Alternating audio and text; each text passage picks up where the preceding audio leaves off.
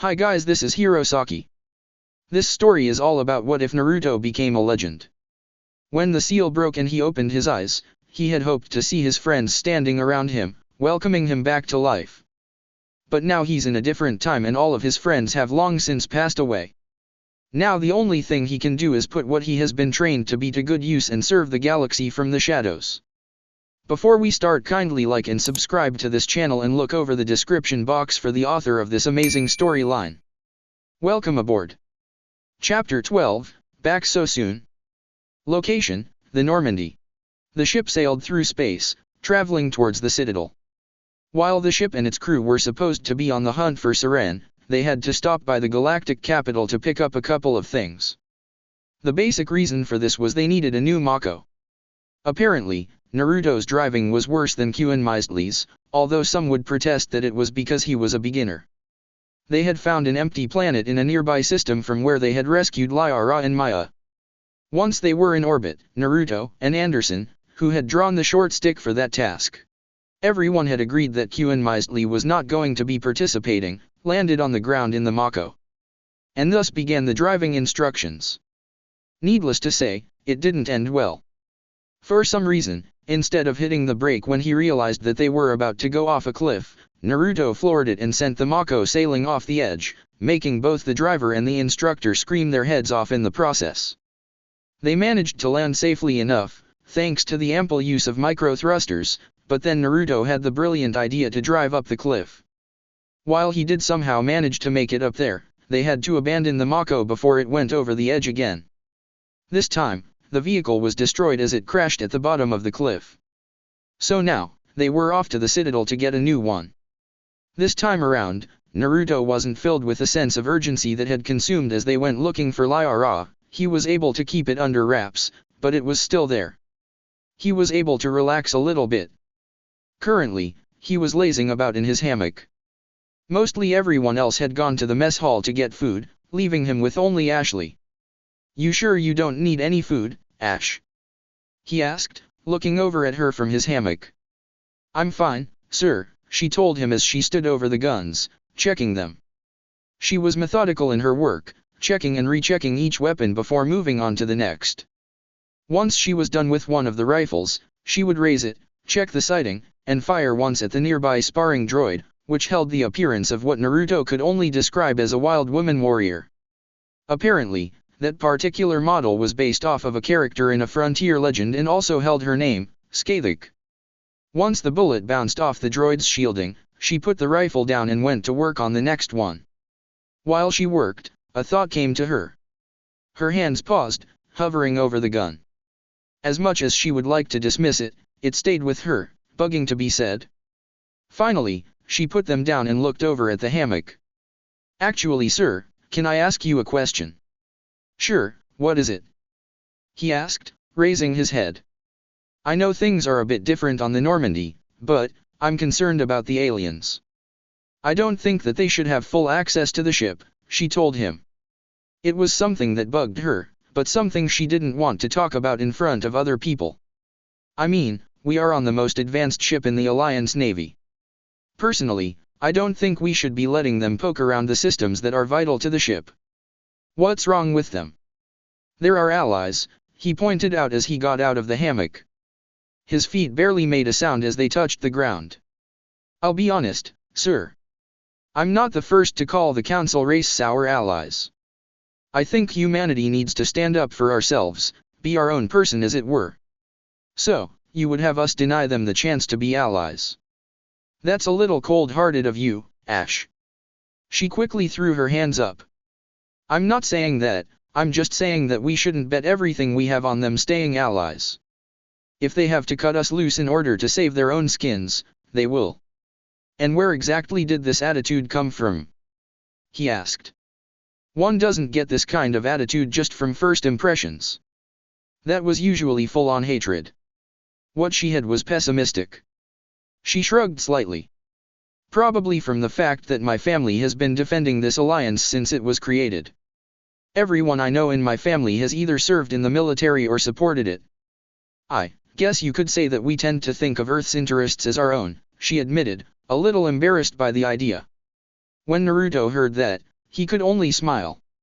He knew how to make a point in the conversation now. You know, Ash, odds are that if we had met 2,000 years ago, we would have had this same conversation, just about different people. She blinked confusedly. I don't follow, sir. Tell me, Ash. Do you know where Joker is from? It was a simple enough question, and yet, it was probably a question that would lead to more questions. I think he's from Farum, the frontier's capital, she answered honestly. And where is Dr. Shockwell from? The land of water, I believe. That was a bit of a guess. Dr. Shockwell never actually said where she was from, just vague hints about it. How about Lieutenant Adams, do you know where's he from? The Normandy's chief engineer was apparently happy to have Tailai on board and had told Naruto that when he had initially asked about her, he would now often wish that his engineering team was half as smart as she was. They didn't take it as an insult but rather an incentive.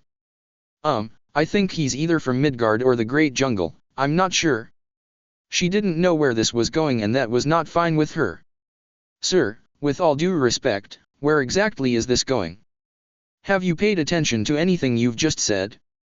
The blonde asked her. You've just said that a frontiersman, an elemental, and someone from Midgard or the Great Jungle all share the same living space, and yet, they are not fighting against one another. And yet, they did at one point. Well, yes, but that was beside the point. That was over 2,000 years ago, sir. Today is completely different, Ashley objected. Is it?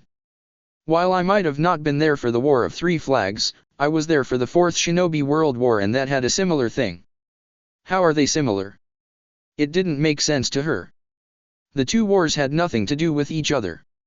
A blind person would have been able to see that. And yet he stood there, smiling. He caught her.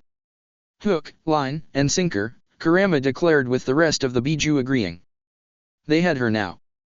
Before the Fourth Shinobi World War, the only time a hidden village trusted another village was when they were in an alliance.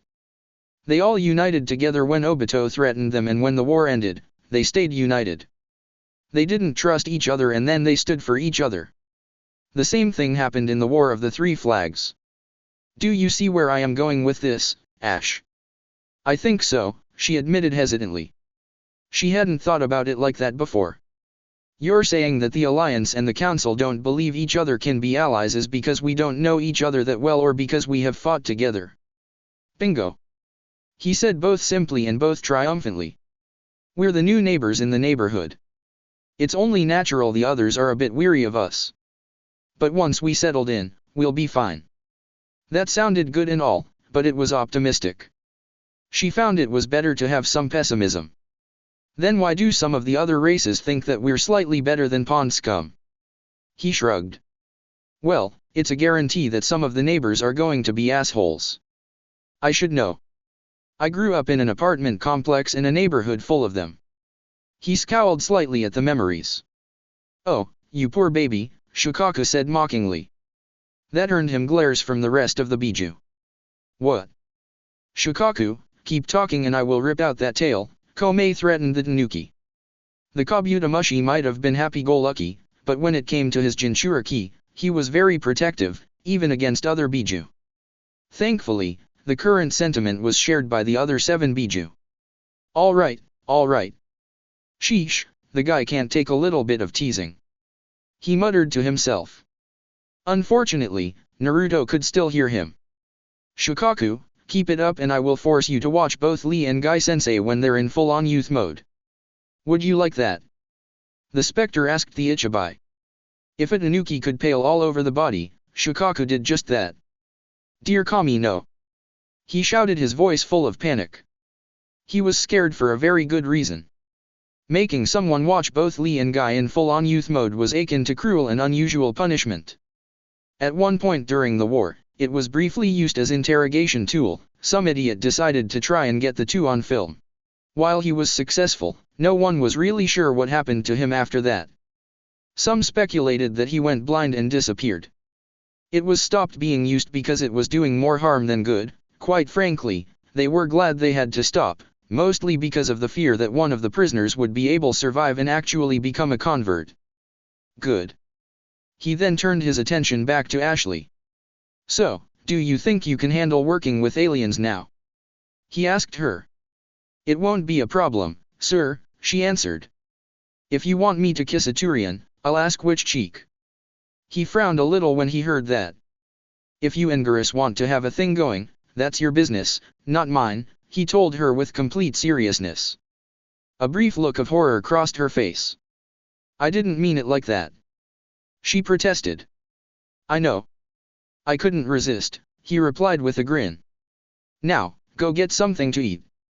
See it as an opportunity to get to know your neighbors. While he didn't make it sound like an order, it felt like one to her. She nodded silently and headed for the elevator, leaving both the guns and the blonde behind. Once he saw that she was gone, Naruto walked back over to the hammock and climbed in. Before Ashley had asked him that question, he was contemplating about whether or not he did the right thing with Maya. 2 days ago, or whatever counts as days in space, he had called into the captain's room for a private discussion. Flashback. You need something, sir? Maya asked as she walked into the room. Right after the meeting the team had where they welcomed her and Lyra, the others filled them in on who their commander was. The down-under native was surprised by that. She had always thought that he was a myth that had been created by the shinobi. To see him in person and remembering all the stories she had heard about him, and considering what happened to her on Thurum, she felt it was wise to be cautious. Come on in, Maya. I want to talk to you about something. He leaned against the desk, at ease. Unconsciously, she relaxed her stance as well. While Anderson was trying to teach me how to drive the Mako, I told him about you and Lyra. When I mentioned the kangaroo you summoned, he asked me to repeat your name. Once we got back to the ship, he gave me an impromptu lesson in pulling up files and then printing them out. He placed a hand on the folder that was by his side. This was a first for him, as the other files he had read had been printed out ahead of time for him. This was the end result. Do you know what it is? No, sir, I don't know. She was lying. She had a pretty good idea of what it was. It's your profile. According to it, you're the heir to the Clayton family, a well-known family both in the Down Under and on Earth. Your ancestor was one of the Wild Riders, the rebels of the Long War. He also created the contract your family has with the kangaroos. He tapped the file again. It also says that you used to be a former swagman of the 501st, until you abruptly retired and became a park ranger near the Demmed Land, cutting off all contacts from your family and friends. Yes, sir, she replied emotionlessly. She knew it would eventually come back to bite her in the ass. She had only hoped that it would have been coming from a former superior or a family member, which she both hoped and dreaded that it would be her father. Are you going to ask me why I did what I did?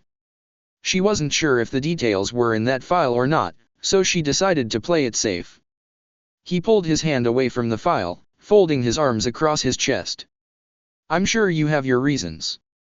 But if you don't want to tell me them, I will not object. I asked you to come here so we could discuss your position on this ship. She was confused. My position? He nodded. Yes. I talked it over with Anderson and we agreed that the Normandy has no room for people who aren't going to pull their own weight. Currently, only you have that problem. He stared directly into her eyes, unrelenting. Now what are we going to do about that? Hey, I said that wherever Lyra went, that's where I went. We have a deal. She immediately protested. He didn't react to her voice filling the cabin. That was for only her team's research on the ruins. Seeing that neither the team nor the ruins are still around, I'd say that deal is long gone, he replied. And don't tell me that you should stay because you've got a summoning contract. I've got one too. While he may be given up the contract, he was confident that he could find it again. He did know the hand seals to reverse summon. She closed her mouth. That had been her reason. What you have me do to stay on? She asked. Simple. I want you to become a swagman again. When he saw that she was confused by his words, he continued. I'm fairly certain that some of the hard asses of the Alliance are going to be all over me for having aliens on board. If they see that I also have humans who are in the military and know what they're doing, odds are they'll back off. That made sense. She could scoff and call those possible hard-asses idiots, but it still made sense. But if I tell them I was a former swagman, won't they believe me instead of seeing me as a civilian? She was reaching, she knew that, but she wanted to stay on the ship. She had a deal and she was planning to stick to it, whether it was considered broken or not. He scoffed when he heard that. One of the many things Ero-Senin beat into my head: people are stupid. They're more likely to believe you're a swagman from what you wear than what you say. Besides, you're still a swagman. No, I'm not, she said stubbornly. She gave up that life when she left. He didn't believe it for a second. Then why were you packing a rifle on Thuram while also wearing armor? Why did you summon the kangaroo when it looked like there was going to be a fight? If you want to claim that you're not a swagman, don't act like a swagman. He had her, they both knew it. Resigned, she hung her head. Is that all you would have me do? She asked. Be a swagman again? Yes. Don't worry, he told her before she could raise an objection, your orders will be classified. For all intents and purposes, everyone who doesn't have the correct rank to look will think that you're still in the frontier and won't talk to family and friends. He couldn't help but laugh slightly at the look of surprise on her face when she heard that. Maya, you're not the first person I've worked with who's had family issues. And besides, compared to some of the people he had known, hers were tame. When she heard that, she couldn't help but smile. Naruto was definitely not the normal kind of commander. All right, sir. If you want me to be a swagman in order to stay on, I'll be a swagman. She may not like the idea, but somehow, she got the feeling that it would be different with Naruto. Thank you, Maya. That'll be all. She saluted and left. The blonde didn't move from where he stood. He just stood in silence and waited for Anderson to make his appearance. She accepted it, he finally said without preamble when the former captain walked into the room. Did you have to blackmail or threaten her? Anderson asked. There was a chance she would try to use that against them if he did. He shook his head. I promised her that her family wouldn't find out. I don't know what happened to her, but it made her cut off all contact with her family. You didn't ask her about what happened. If she wants to tell me, it'll be her choice in her own time. That's why I didn't read the mission file. He tapped the file beside him to emphasize his point. Any other officer Anderson knew would have read the file. Then again, Naruto kept proving he wasn't any other officer. Very well then, I'll get on the line with Yudina. Since we're heading to the Citadel, he should be the first one to know about it. He walked over to the computer, starting it up. Remember to tell him that she's with me now and what she does is classified. She'll deal with her family when she wants to, the blonde told him as he gave Anderson more room to work with, walking over to the door. Her family is one thing, but the media will be another, the former captain remarked. The Alliance News Network had been trying to get an interview with Maya ever since what had happened to her. She managed to disappear before they could get to her. That's what I'm for, he remarked before leaving the room. End flashback. Did I do the right thing? The blonde wondered as he lay in the hammock, staring quietly at the ceiling. Why are you even asking that question, Kaki? Kurama asked him. You got her to be a swagman again without threatening to kill her or blackmailing her. I'd say you did well. But she didn't want to be a swagman, Kurama. I made her be one again. If there was one thing he didn't like doing, it was making people choose to make a decision. He always believed that they should make the decision on their own, and yet, there were many times he had to make people choose. He always said that when it happened, they were short on time and a decision had to be made right then and there. That had been his excuse and he stuck to it.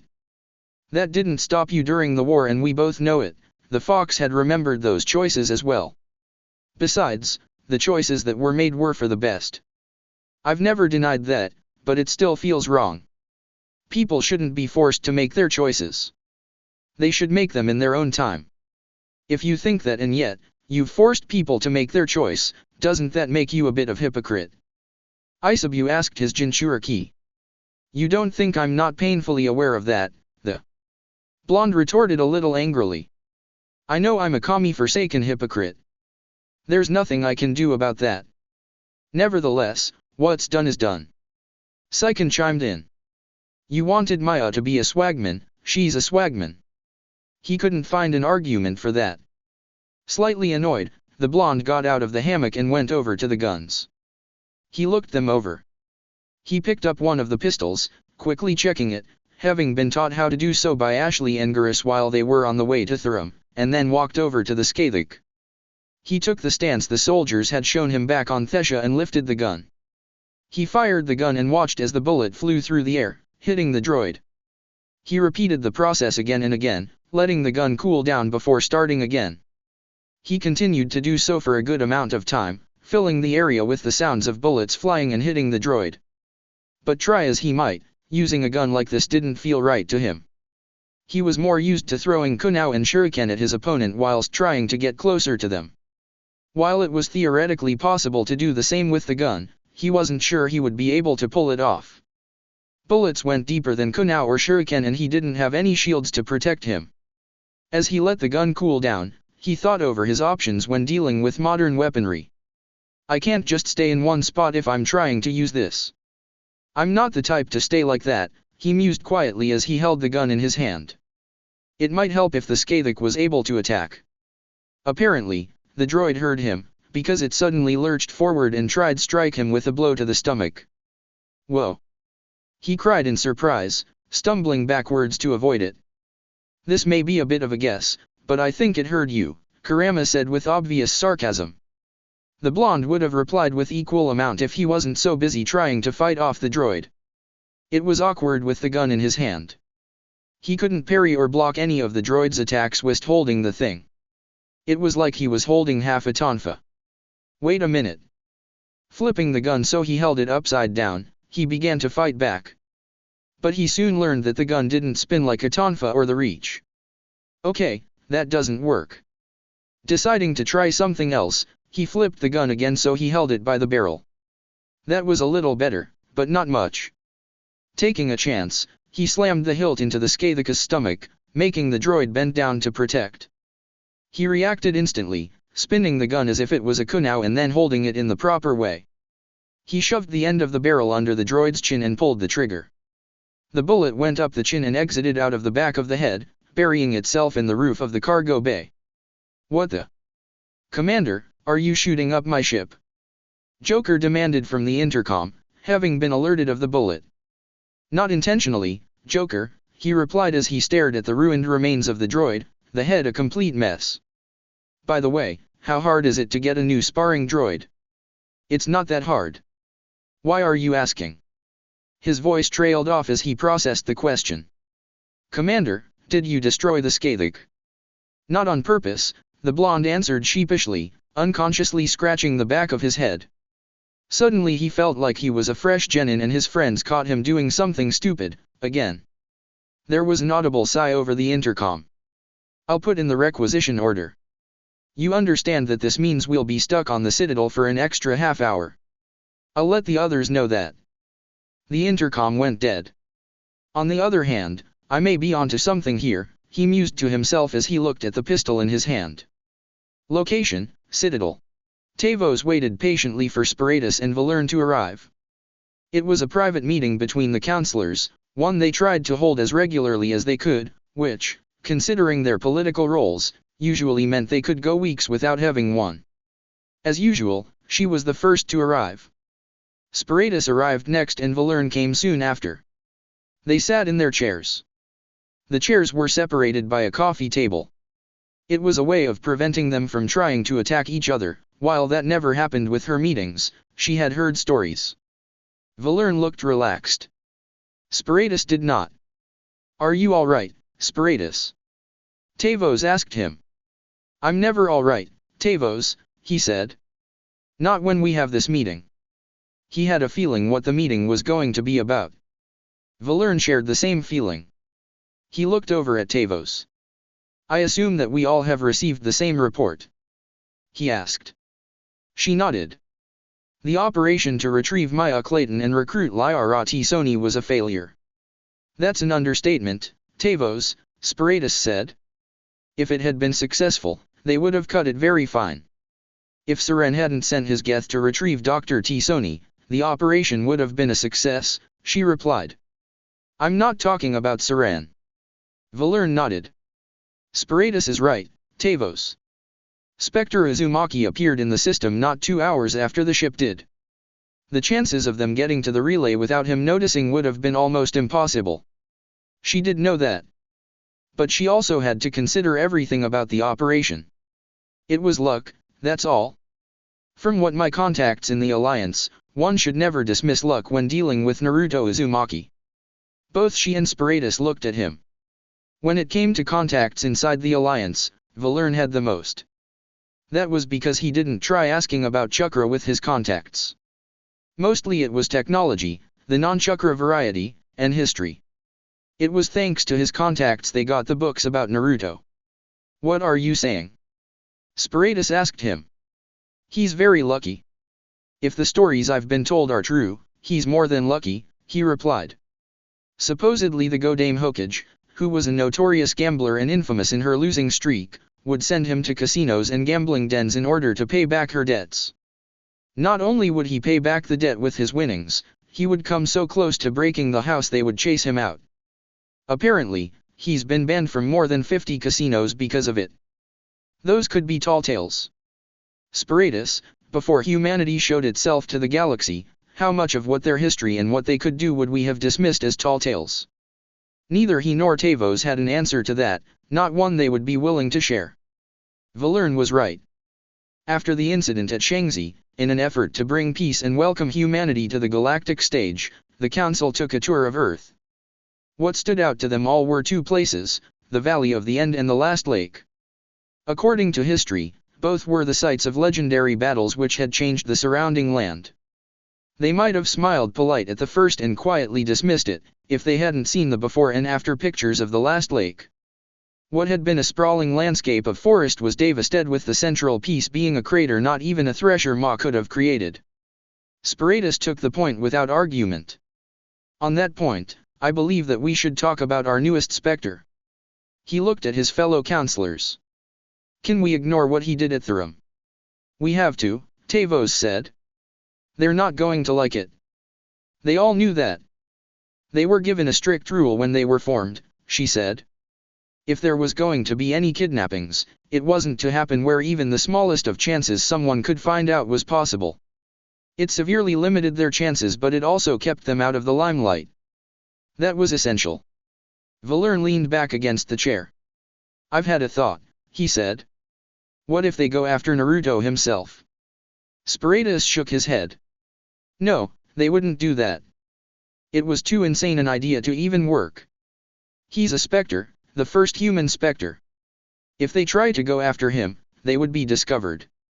And if that happened, all they hoped to achieve with the group would be for nothing. He knew that. Still, he had to consider the idea. To regards for Chakra, there was no doubt in his mind that Naruto Uzumaki was a prime target. His status as a Jinchuriki, as well as the fact he potentially knew many lost jutsu, could be appealing. Also, considering his age and his imprisonment, it is possible that his chakra would be quite different from anyone born in this day and age. Yes, he would be a great catch, if they could get him. But they couldn't. Because it would be too risky. That didn't mean some hot-headed idiot wouldn't try. And there was the opposition they had to think about. By the way, have they reported anything on the other side? Tavos shook her head. I've been told nothing. Same, Spiritus agreed. They all shared a silent look. They weren't blind, deaf, or dumb. They knew their Spectre agents didn't tell them everything that happened. If they didn't hear anything, that didn't mean there wasn't something to be said. The question was if the silence should be concerning or not. Should we do anything about it? Tavos asked her fellow counselors. We can't, Valerne replied. They all knew why. When they learned of the opposition, they had already told their own people that if they were caught, they would be disavowed. That was the gamble they had to run with. There's nothing we can do about them at this time. Perhaps we should discuss other matters. He looked at them inquisitively. Should we return to the subject of Naruto Uzumaki? There's not much we can talk about him yet, Spiritus said. He's still new to being a Spectre. True, Tavos agreed. But perhaps there is a way to test him, see how he would react. And she had the right candidate in mind, too. The team rode the elevator down in silence. They all knew that this was a bit of a reprieve while the Normandy got the new Mako and sparring droid. However, it wasn't going to be a complete break. Naruto told them he had things for them to do once he was done in the CSEC Academy.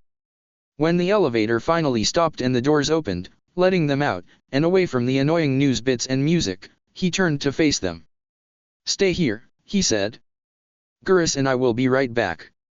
"Last time I checked, I wasn't a Varan," Rex grumbled as he leaned against the wall.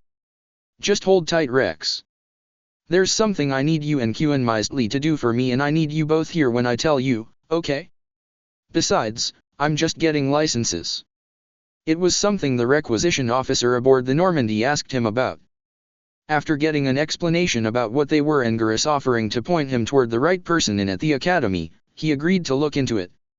As the two of them walked down the stairs that led to the requisition office, Gurus looked over at Naruto. "By the way, Commander, I never got the chance to thank you for letting me come aboard the Normandy. I knew it would be better than continuing to work here." He gestured around him. "It wasn't a problem. But I would have thought that you miss this place," Naruto replied. He snorted a little at that. "I left mostly because of the rules. Here, you're practically buried in them. I mean, if I'm trying to take down a suspect, it shouldn't matter how it's done as long as it's done. The ends justify the mean, huh?" he said, mostly to himself. "Yeah, I guess you could say that," the Turian agreed. It sounded right to him. He glanced sideways at the Turian. "Gurus, does that human history book have a section on a man called Danzo Shimura?" That sounded vaguely familiar. I think that was in the next chapter." He must have read that in the table of contents. He wasn't one to skip ahead. "Be sure to read about him the next time you crack open that book," he told him as they walked into the requisition office. The Turian sitting at the office looked up to see who had walked in. "Hey, Elias," Gurus greeted him with a small wave. "Gurus," the Turian greeted in return. When he saw Naruto, he started typing.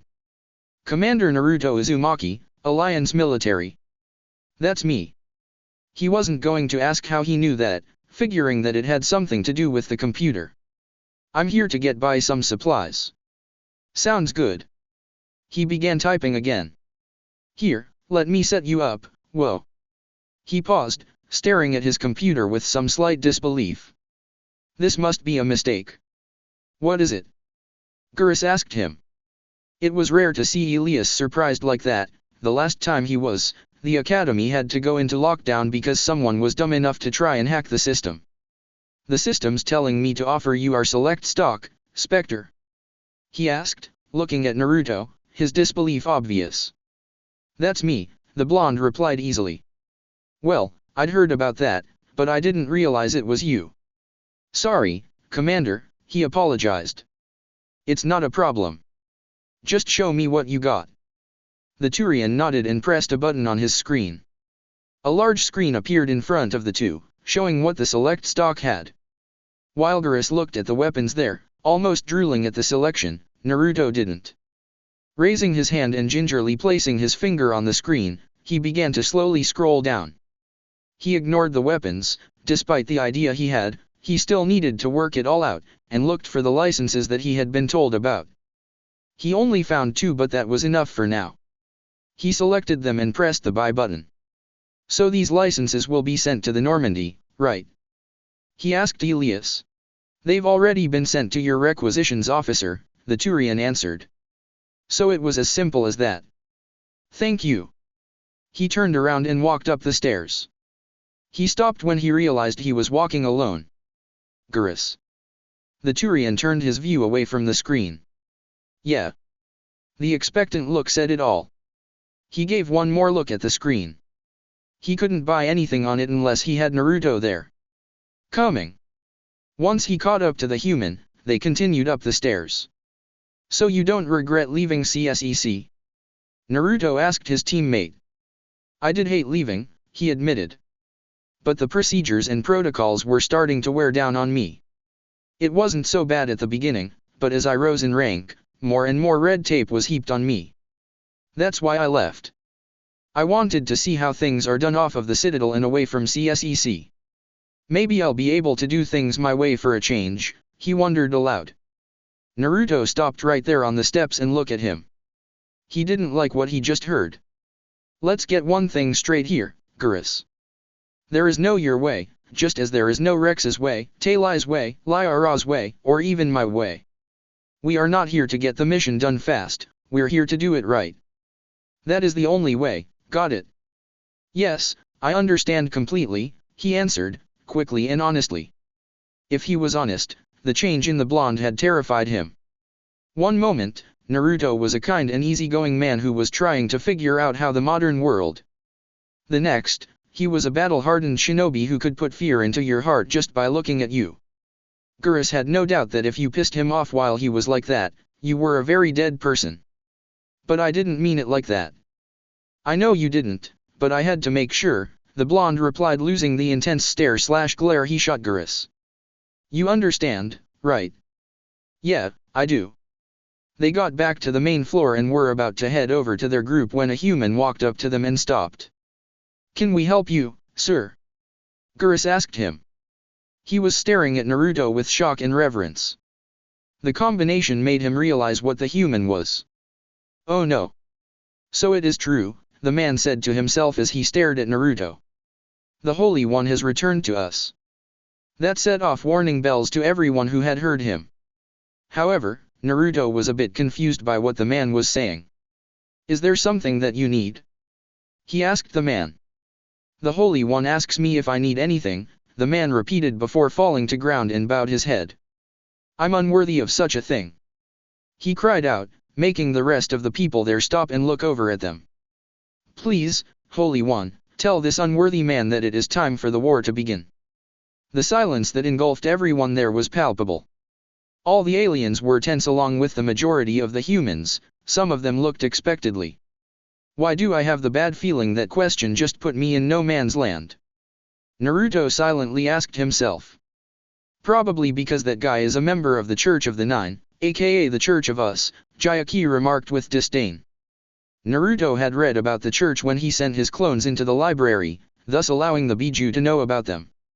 Needless to say, they weren't impressed. Tell me, O great avatar of the Biju, tell me that the time of the holy war is now. The man implored. The sense of agitation that came with the silence grew even more as people kept watching. Naruto just stared at the man kneeling before him. No one was able to tell what he was thinking at that moment. Why do you want bloodshed? He asked, almost quietly. The man looked up at him with confusion in his eyes. I do not understand. It's a simple question, why do you want bloodshed? If you ask me if it is time for a war, then you must be ready to spill blood. You must be ready to commit these sins. Sins, Holy One? He asked in disbelief. There are no sins in a holy war to rid the galaxy of its infestations. He scowled at those words. And what infests the galaxy? Is it the Krogan? The Turians? The Solarians?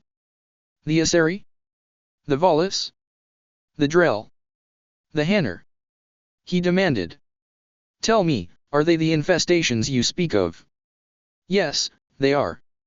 They refuse to see us as their superiors. He cried, his eyes hot and angry.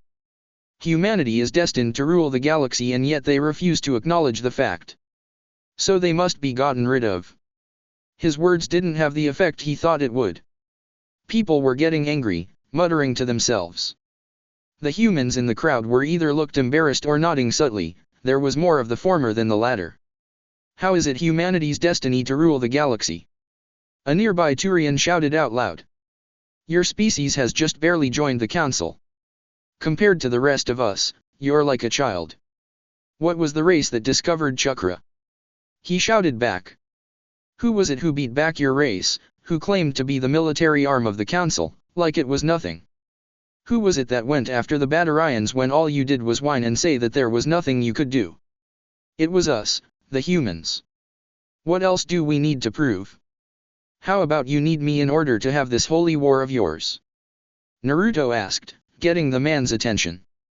And I don't see the other races as infestations of the galaxy. His frown told a lot of people that he didn't like what he was hearing. The man saw it too. He took it as it was meant to be but didn't quiet himself. But Holy One, they mock and look down on us. They do that because they don't know us, he replied easily. You would incite a war because they think of us as newcomers. He shook his head. No, you wouldn't incite a war. You would incite a purge. What? No.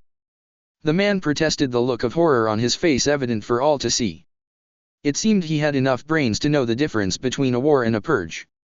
We do not plan to do that, Holy One. Do you think I am a fool? Naruto demanded. You and your leaders call it a holy war, and yet, I know that you would use it to kill all those who stood in your way. The babies, the children, the civilians, the innocent. He all but roared at him. And you would use me as a symbol to do this. No. I swear to you, Holy One, I do not mean to do that. Please forgive me. He bowed his head. Forgive me for being a fool. I promise, it was never my intent to participate in such a massacre. Is there any chance you can forgive me? That depends. Are you willing to listen to what I say? Yes, Holy One. All of a sudden, the blonde didn't know what to say. Crap, I'm stuck. He thought in a panic. Most of the stuff he had said earlier had been on the fly. Relax, Naruto, Madatabi told him. Just repeat what I tell. He nodded and focused back on the man. Stand up, he ordered. The man did so. If you will listen to what I say, listen well. From now until the day you draw your last breath, you will see the other races as friends and neighbors. If one asks for your help, you will give it. If one is hungry, you will feed them. If one is in need of shelter, you will take them into your home. You will not refuse a single one, and you shall help them as you would help your fellow human, just as you would help a fellow traveler on the road. So, it is said, so shall it be done, the man said, bowing his head. I accept your commands, Holy One. He raised his head and walked away. The crowd that surrounded them dispersed, the people going back to their business. As he and Geras walked back to the team, they couldn't help but stare at the blonde. What? He asked. Nothing, sir, Ashley told him. Just, surprised by what we saw. She had read about what he could do when he spoke, but seeing it was something else. Just remember, you and I had a similar conversation. She kept silent but nodded in acknowledgement. He looked at his team. All right, people, I've got a couple of errands for you all. Geras, I need you and Qin to take Taylai weapons shopping. She needs something more than that pistol. I know a place where we'll get good prices, Geras said. Qin just nodded in silence. Taylai didn't say anything. She was proud of her skirmisher, but Naruto was right, she did need a different gun. Rex will take Lyra and get her suited up. She'll need a decent set of armor and weapons for the future. He saw Lyra's look of confusion and smiled. Did you think I was going to leave you on the ship? Guess not. She offered. She hadn't really thought about it. Then again, her life had taken an unexpected turn recently. You'll be fine, Rex told her. I know a place too. She smiled gratefully in return. Maya, I want you to head to the embassies and talk to Ambassador Yudina. Kaiden and Ashley, I want you to go with her and make sure she gets what she went for. The three of them nodded in acknowledgement, although Maya looked somewhat worried, making him feel a little awful for what he made her do. Remember to be back to the Normandy by the instructed time. That's all. He walked away, the first to leave. Nobody asked where he was going as they scattered. They already knew.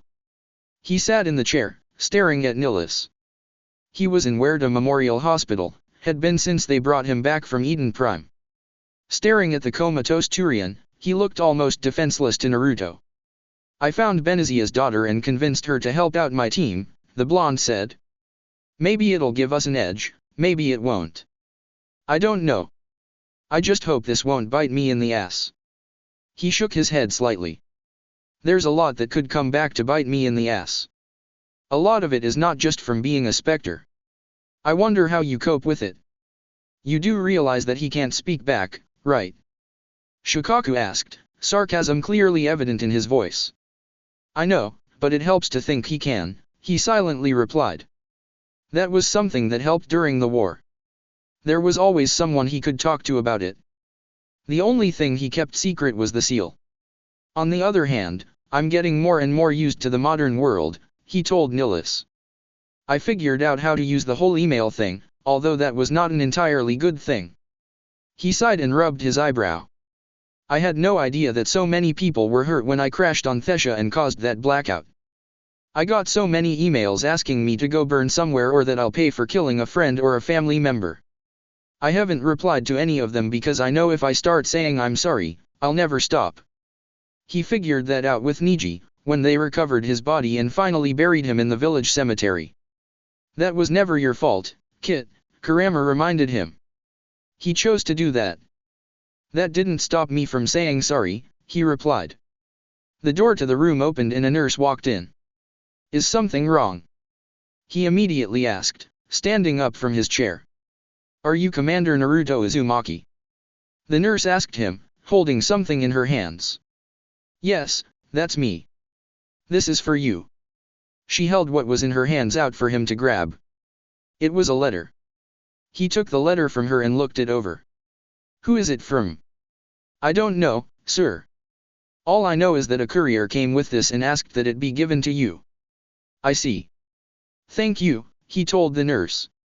After she left, he opened the letter and read its contents. Sorry, Nilus, he said to the specter in the bed as he crumpled up the letter. But I need to head out somewhere. I'll be back when I can. He walked over to the window and opened it. Holding the crumpled letter in his hands, he set it aflame with a small jutsu Sasuke had shown him, albeit several times. Once he was sure it was lit, he threw it out the window. As it fell through the air, he walked out of the room. Where are we going? Lyra asked as she followed Rex. We're getting you weapons, he reminded. She knew that. That wasn't what she had a problem with. This isn't the Presidium. She was on one of the wards but she didn't know which one. The Krogan snorted derisively. You think I'm going to take you to those Pyjaks? Naruto wanted her to have weapons. That meant she needed good weapons. And none of those were on the Presidium. Lyra felt it was best not to say anything after. It was clear they weren't going to the Presidium, so anything she said would sound stupid. The more they walked through the ward, the more crowded it seemed to get. It also got dirtier. She started to smell something on the air. It was something dirty, almost stinky. They came to a store that looked somewhat clean, which wasn't something considering their surroundings. Rex walked in without a care. Hey, Sama. He called out. You around or are you dead? A Nasari matron walked in from the back. She looked like she had been in plenty of fights and didn't win all of them. That much Lyra could tell from the scarring on her face, as well as the path she wore over her eye. One look and she scowled. Not Rex, what did I say about coming into my shop again? She demanded. She looked like she was fingering a gun beneath the counter. That you shoot me, he said without a care. But we both know that was the shop on Ilium. She scowled but put her hand back on the counter. Fine. What do ya want? She glanced at Lyra. And who's the girl? She's why I'm here, he told her. Gotta get her armed. I'm not running a charity here, Rex. Don't start bitching. I'll pay. She looked at Lyra again. Hey kid, you with him? She asked, glancing at the Krogan. Lyra didn't know what she meant. Of course I am, she said honestly. Why else would she be here? Damn, Rex. I know you're old but you robbing the cradle now. Wait, did she mean? Lyra's horror showed on her face as she realized what the matron had suggested. Rex laughed at her expression. Nice to know you've still got that filthy mind, Sama, he told her. But it's not like that. Part of a new crew, she's the rookie. Has she even held a gun before? Yes, I have, Lyra said, feeling like she had to say something. Goody for you, she said shortly, turning her attention back to Rex. What does she need? Something easy to use. Don't want to scare her away now. So, pistols. He nodded. Yeah, that should do it. Maybe even throw in a SMG. She looked at Lyra again. A submachine gun. Her. Can't keep her on pistols always. An SMG would be just enough different for Lyra. Once she got used to it, then she could figure out what she liked. Sama didn't care so long as someone was paying. You, she said, pointing at Lyra, get over here. She did as she was told, feeling a little unsure. As she stood before the counter, she noticed there were no guns for her to choose. Shouldn't I see the options? She asked. The matron scoffed. You think I'd let you choose the weapon? Do you think I'm an idiot? I just stand there like a moron and don't do anything. 20 minutes later, Lyra walked out of the store, newly armed but more than a little scared. She looked over at Rex. What just happened? She asked him. You got some new gear, he said shortly. No, something else happened. She knew that for a certainty.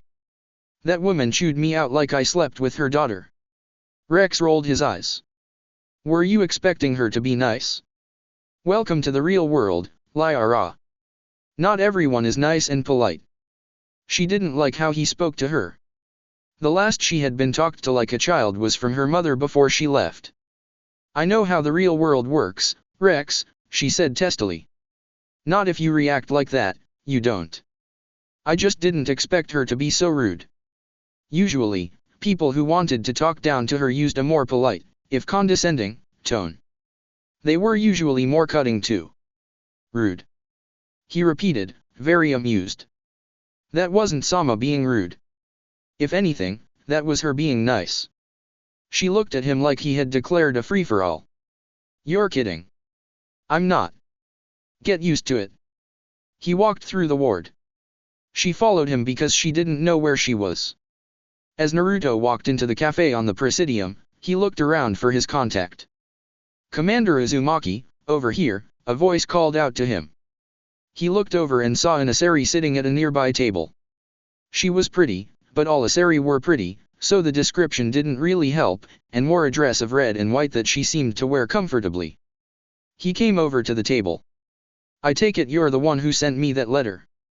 He asked as he remained standing. There was concern and worry in her expression, although it was restrained. Yes, my name is Nusana Dantius. I sent that letter to you because I needed you to help me. My sister, Dahlia, was a crew member of a cargo vessel that had been operating on the fringes of the Traverse, she hastily explained. When her ship was attacked by privateers, there were no reported survivors. But then last week, I had received a message on it. She's still alive. And let me guess, they wanted you to pay a ransom to get her back. He had been given a few missions that had that kind of problem. She nodded. My sister must have told them who she was. She and I belong to a very wealthy family, Commander. I have enough money to be able to set her free. Did you already pay the ransom? If she said she had enough money, she would have sent the money. She probably did it without thinking. Yes, I did. I sent it to the account they specified. But they haven't released Dahlia and I haven't from them since. She sighed heavily, practically embarrassed. I made a bad move, Commander. I'm a diplomatic emissary.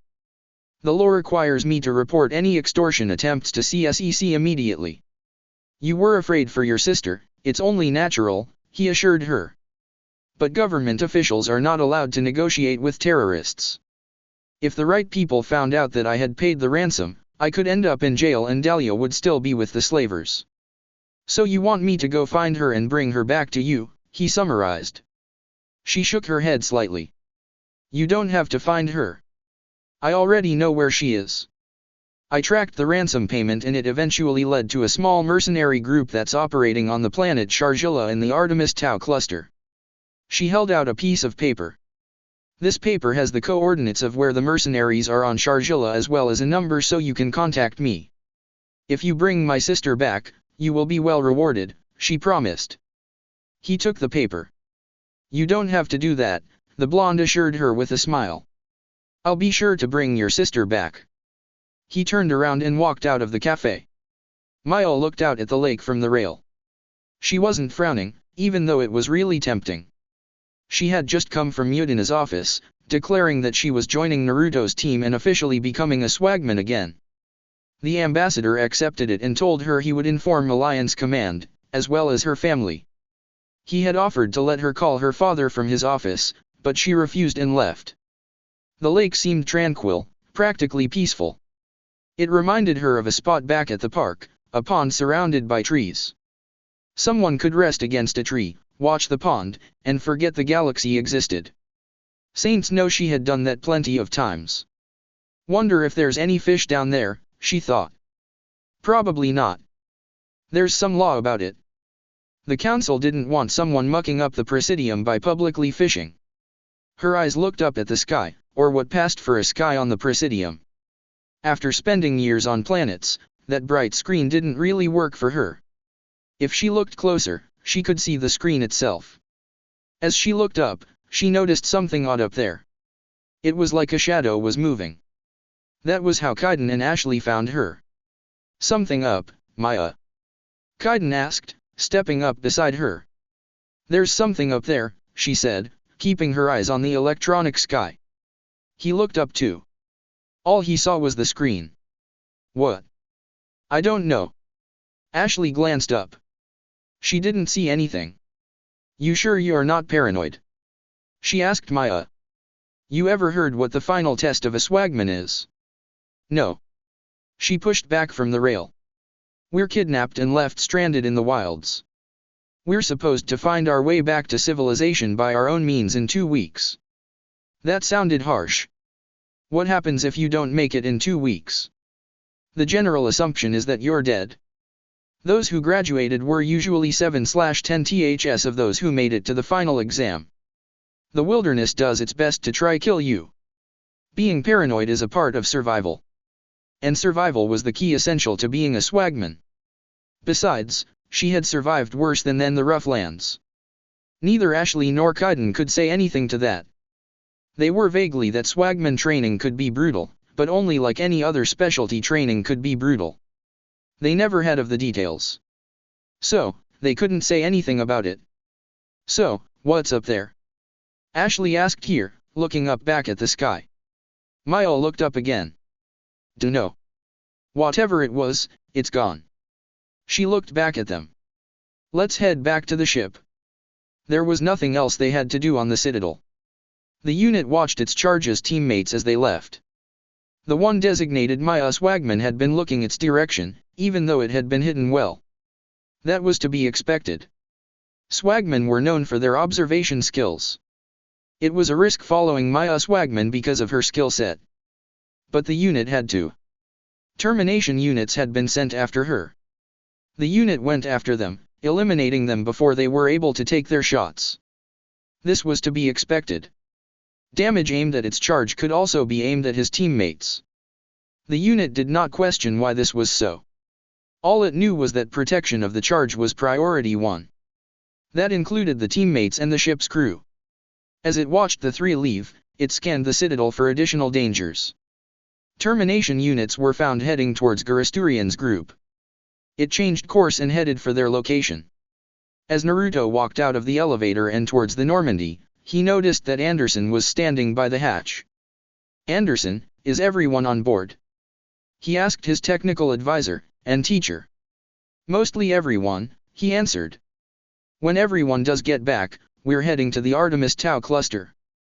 Anderson gave him a curious look, so he explained. Someone asked me to rescue her sister.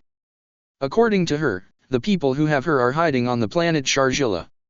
Anderson frowned, thinking over the location of that planet. That's in the Macedon system. He said, mostly to himself. Yep, that's where we're going, the blonde replied easily. Is the new Mako aboard? Yes, and so is the new Skathik. They told me that the new Mako is a slightly bigger version that can hold 10 people inside. You and your team will all be able to sit in it and have one more passenger. But we'll still have that damned crash seat, won't we? He sounded annoyed when he spoke those words. Even though he had only sat in the crash seat one time, he never wanted to sit in it again. Yes. But look at it this way, Naruto. Now you won't have to sit in it. He brightened up at that sentence. Yeah, you're right. I don't have to sit in that kami-forsaken chair. I can make Kyuin Miztli sit there. That was something to look forward the next time they had to use the Mako, which would probably be soon.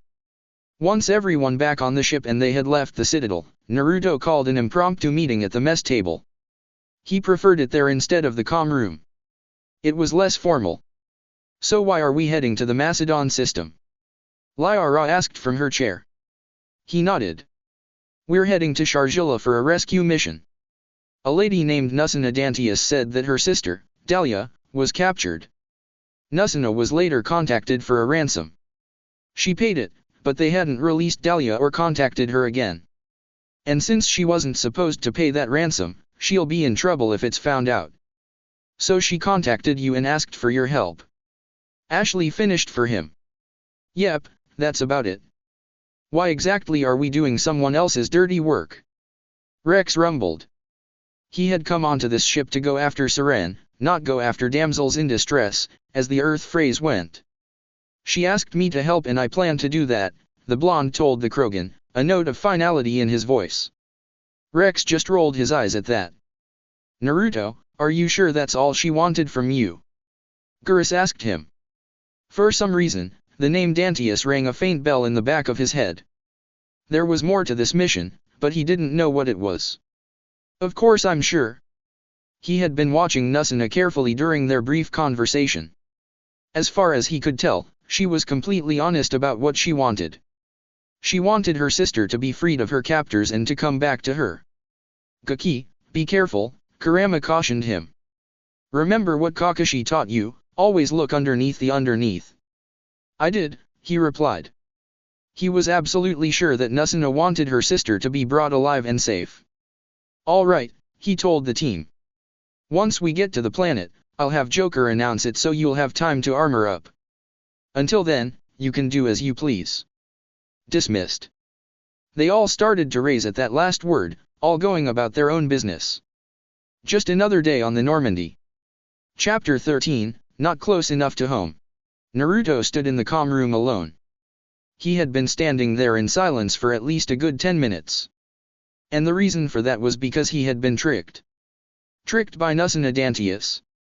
They had gotten to Sharjila and found where her sister Dahlia was supposedly being held. Once they had broken down the door, they were immediately engaged in a firefight.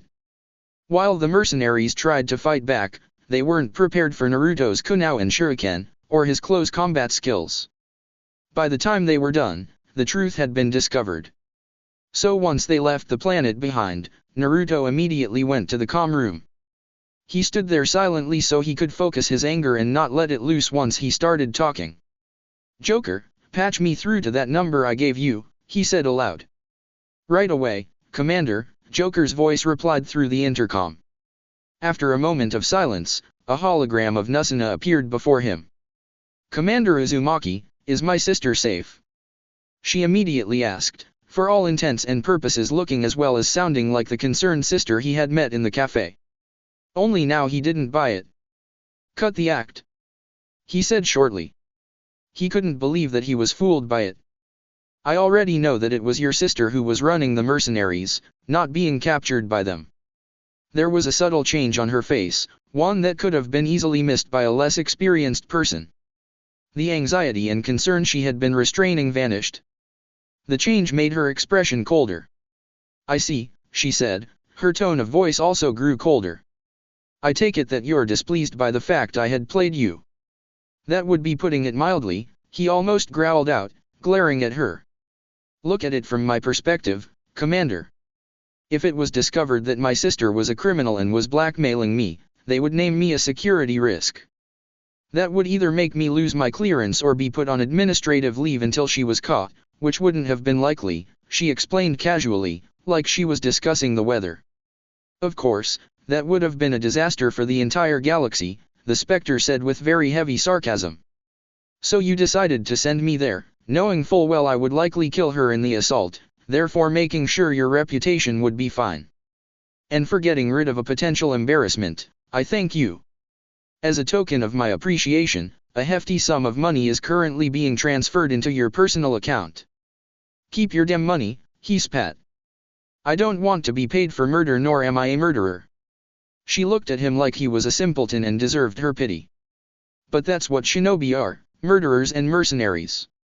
Her tone was both mocking and vicious. You and your people are nothing but mercenaries who managed to be rewarded by some lord of yours and were made into an actual form of military. It's actually quite laughable if you think about it. If they had been in the same room, the glare he gave would have killed her 3 times over. Actually, he probably would have just killed her. Don't ever insult the history of the shinobi. We carry a proud tradition on our shoulders. Being a shinobi had given him a sense of pride that he had carried ever since Iruka had given him that headband. She rolled her eyes and the sniff she gave was so profound, it was practically audible. Oh please. Justicars carry a proud tradition. A Nasari commando carries a proud tradition. A shinobi, on the other hand, is a glorified mercenary. And that just makes hiring you people a whole lot easier. Naruto paused and looked at her questioningly. What are you talking about? She smirked and that smirk made him want to punch her. Do you think you're the first shinobi I've hired to take care of some nasty business that would have caused me grief? I'll admit, you would be the first to still be affiliated with the Alliance. But other than that, there are plenty of rogue shinobi who were willing to be hired. That didn't surprise him as much as she probably thought it would have. There had been rogue shinobi before he had been sealed away. Some thought hiring them was cheaper than going to a shinobi village. For the most part, that came back to bite them in the ass. During the war, as far as he knew, all the rogue shinobi joined Obito's side, for land and loot. But that was beside the point. He glared up at Nasuna's hologram. What exactly is stopping me from reporting all this to your superiors? He had a feeling that what she did wasn't exactly illegal. Her smirk got smugger. If you do, I'll report to your superiors that you took an unauthorized mission to assassinate the sister of a Citadel diplomatic emissary, she explained. But to ensure that you'll keep silent, I'll put you on the preferred client list for a manufacturer of prototype Asari mods. You might be interested in what they have. She lifted her arm and her Omni tool came to life. She tapped a few keys. It just came through, Commander, Joker said over the intercom. You are now on the list for the Armeli Council mods. It's been a wonderful experience working with you, Commander Uzumaki, Nusuna told the blonde. Is there anything you need to tell me before I go? Yeah, just one, he replied, returning her smug smirk. When exactly did I say that your sister was dead? The confident look she wore as well as the smirk died away and was replaced with a look of shock. You mean? He nodded, his anger fading to his enjoyment. She got a bullet in the leg, which will be safely removed when she seeks medical attention. It gave us enough time to obtain her identity as well as the fact she was blackmailing you. Normally, I would have left her there to die or killed her myself for enslaving people. The smirk disappeared and he replaced it with a cold anger. However, I disliked being lied to and manipulated even more than that. So, I made sure she got to the nearest settlement and made her swear that she won't enslave anyone else again. The shock she wore turned horrified. You let her live. It was the only thing she could say at that point. Yes, I did. So now, if you try to report me to my superiors, try to discredit me or even try to remove me from that list for prototype weapons, all I would have to do is give your sister one call and your reputation would be torn to shreds, he told her in a casual tone, subtly mocking her own. Nusuna finally processed everything she had been told. It all revealed a perfect image, he had done as she asked, only to screw her over. You fucking bastard! She roared at him. He didn't even blink at the insult. My parents were married, thank you, he replied calmly. Besides, you said that you've hired shinobi before. Would have thought you knew the rules concerning us. Rules? She asked in disbelief. What rules? You mercenaries don't have rules. Yes, we do. There's quite a list, actually. But you only need to worry about Rule 1, fuck with a shinobi, expect payback, he said, giving her a savage grin and enjoying every moment of it. She looked like she was about to say, or scream, something when her hologram disappeared. Whoops, looks like we lost the connection, Commander, Joker said over the intercom. He was trying to sound serious, but anyone who knew him also knew that he wasn't. That's a shame, Naruto replied with false disappointment as he walked out of the communication room. I was looking forward to hearing what she had to say. He made his way out of the comm room. Hey, Qin Mizely, he said to the hunter sitting at the mess table. She looked up from her meal as he walked past. Sir, could I speak with you for a minute? She said, standing up from her chair. Sure, he said easily, stopping mid-stride. What's on your mind? Sir, I don't feel at ease with how we dealt with the slaver on Sharjila. It was quick and to the point. Would you be talking about the part where I decided to let her live? She nodded. Yes, sir. Of course, it is, he thought to himself. He probably surprised everyone when he did that. What else did you expect? Saiken told him. It was obvious that Qin Mizely was military through and through. Letting bad guys go just wouldn't sit right with her. He ignored the biju. At ease, Qin Mizely, he told her, having noticed that she was standing like she was saluting, without the salute. She relaxed her stance, but only slightly. I can understand why you feel like that. Really, I do. By all rights, I should have reported her to the local authorities. Yes, that's what he should have done. But instead, he made sure that their target knew where the nearest colony on the planet was and gave her enough supplies to reach it. Then why didn't you? Mostly because I don't like being lied to, he answered bluntly. Nusina Dantius used me to get rid of her sister because her precious reputation was at stake. What better way to get back at her than to let her sister live, therefore giving her cause to worry and panic. But what if her sister does try to go back to being a slave? If she didn't have someone to keep watch over her, she could easily slip back into her old habits.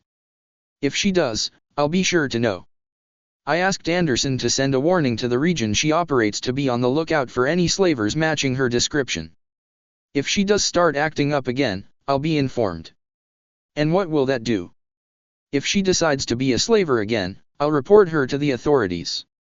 Then I'll spill the beans about Nusina to her superiors. It's two birds with one stone.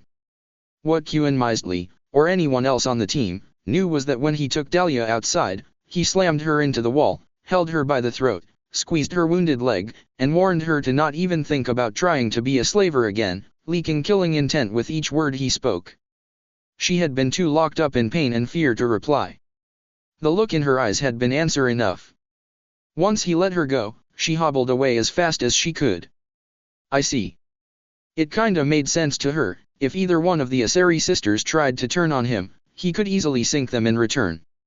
It was both cunning and vicious. It's a plan worthy of a hunter, or a shinobi. He looked her over in silence.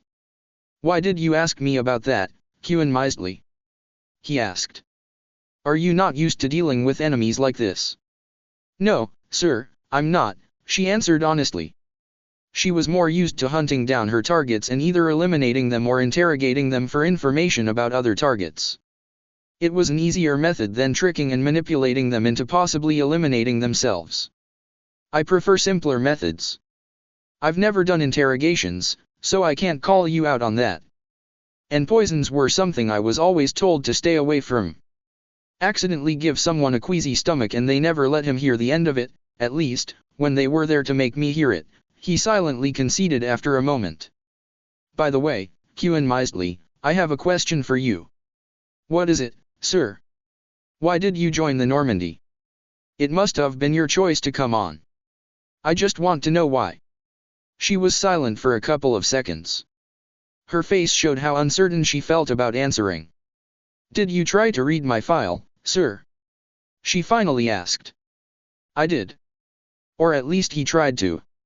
Her file was surprisingly thin and most of what was there was blacked out. As he was still trying to figure out how to work the Omni tool and the extranet, it was the only file he had to work with. There wasn't much in it. She figured he only had the official file. For a moment, she was glad he didn't understand modern technology. There's a reason for that, sir. My track record is bloody. I'm guessing the higher UPS didn't want you to read about my exploits. The last time she had seen someone read about them while she was there, they had turned green at least 4 times. He was mildly insulted by that. I fought in the 4th Shinobi World War. Trust me when I say I've seen some fairly gruesome things. He had gotten nightmares from some of the things he had seen. Like she was going to argue that point. I'm not the one who made that decision, Commander. If you want to know why they did that, take it up with them. Fair enough, he conceded. He also knew a silent plea for him to leave when he heard one. I'll be on my way then. He turned away from the table but paused for a moment. I'll want to talk to you again, Qin Mizdli. You didn't answer my question, he said, looking back at her. He didn't wait for an answer, heading for the ship's medbay. Location, Citadel. Tavos sipped her tea quietly as she worked at her desk. It was a human blend, from the land of water. It had a nice lemon taste to it. Humans did make good tea. Her door opened and Valerne walked in. Tavos, he said in greeting. Valerne, good to see you, she said welcoming. A silent gesture had him sitting in the chair opposite her. I assume you know why I asked you to come. He nodded. Your little test came back with results. It did. What was the outcome? She put the cup down. It went as expected, which is to say it didn't happen as I expected. Tavos, please. Speak plainly. Naruto Uzumaki found Dahlia Dantius, but instead of killing her, he let her go and threatened her sister with her survival. She had known of that black sheep for a while, keeping it in her hand in case Nusina got greedy or ambitious. But it wasn't so vital that she wouldn't have kept for an emergency. Actually, it was the perfect way to see how Naruto would respond. A couple of dropped hints to Nusina regarding her sister and the new Spectre, and they would just have to sit back and watch. Valerne took in the information quietly. And what does this tell you about the man? He is certainly different. He looked at the Asari flatly. That was already established. She couldn't argue that. The first time she had heard about Naruto Uzumaki had been on the Council's tour of Earth. Despite their claims that he was missing, not dead, she treated him like she treated names like King Michael I, Ivor the Halfman, or Odysseus, important names of people long dead. So when it was revealed that he emerged from the meteor that struck Thessia, she had been surprised. Her expectations of him were uncertain. Not only was he a human, a race still new to being on the galactic stage, but he was a human from another time. From what she knew, he had never met another race of human, let alone other species. When she first saw him standing before the council, she thought that he was rather handsome and mostly polite. He was definitely sarcastic, though. It was only when they insulted his abilities and he called them out on it was she reminded that this was the human who went up against 20 of the best commando groups on Thessia and won, although there were some reports that claimed he cheated. But it was more than that. She saw Naruto for who he truly was in that moment. He was a legend and he was dangerous. Suddenly all those stories of she had researched seemed a lot more plausible. Which was why they had to test him and see how he would react. We're going to have to be careful, Tavos told Valerne. If we keep making him do these tests, he'll start to figure out it's us. And he might not take too kindly to that. Agreed, he said. Perhaps we should wait until he has dealt with Seren before we test him again. That way, they would be able to get a better idea of how he would act. For all the Solarian knew, this could be a one-time fluke. I see no problem with that. Of course, if an opportunity presents itself, we'd be foolish not to take it. Her fellow counselor didn't say anything in reply. She took that to mean he agreed. It usually did. Location, the Normandy. Dr. Shakwus was going through a report when she heard the door open. She glanced over and saw Naruto walking through. Is there something you need, Commander? She asked, standing up from her chair. No, I just want to talk to Lyra, he replied. You said she wanted to be in the storage area. Yes. She wanted to be alone while she worked. I guess she's used to that rather than working in the view of others. Either that, or she was quite the private person.